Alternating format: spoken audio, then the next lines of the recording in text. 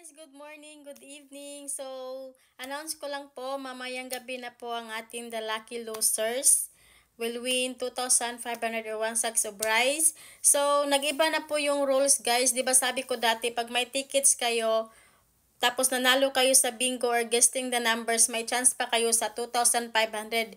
Hindi po pala, hindi yun. Iniba na po ni Mike yung rules. So ganito po yung mangyari, sa one person may 5 tickets po kayo. Tapos nanalo po kayo sa guessing numbers at saka sa bingo, wala na po kayong chance sa 2,500 or 1 sacks of rice.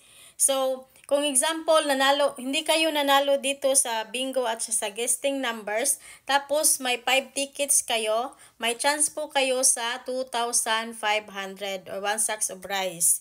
So, yan po talaga kasi gustong-gusto niya, the lucky losers nga po, di ba? So, hayan, iniba niya kasi dati nagbigay lang siya ng 2 entries, ngayon lahat kayo binigyan ng tagpa 5 entries. So, kaya iniba na namin. So, yung pag-games natin mamaya, 50 or 100 GCash, hindi ko pa alam. Titignan natin mamayang gabi, i-announce ko mamayang gabi kung magkano yung ating pag-games mamayang gabi. So, hayan po guys ha.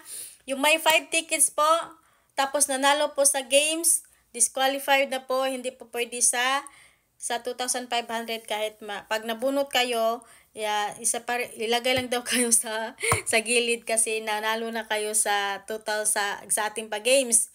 Tapos, yung hindi talaga nanalo, yun lang po talaga yung may chance sa 2,500 or 1 sacks of rice, guys. So, ayan po, sundin natin si sponsor.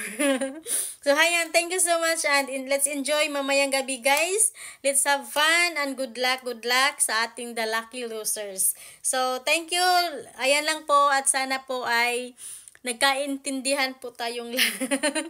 Let's see. See you tonight guys, 9 p.m. or 9:30 p.m. Philippine time. Babush, happy Halloween everyone. Keep safe. Bye. God bless.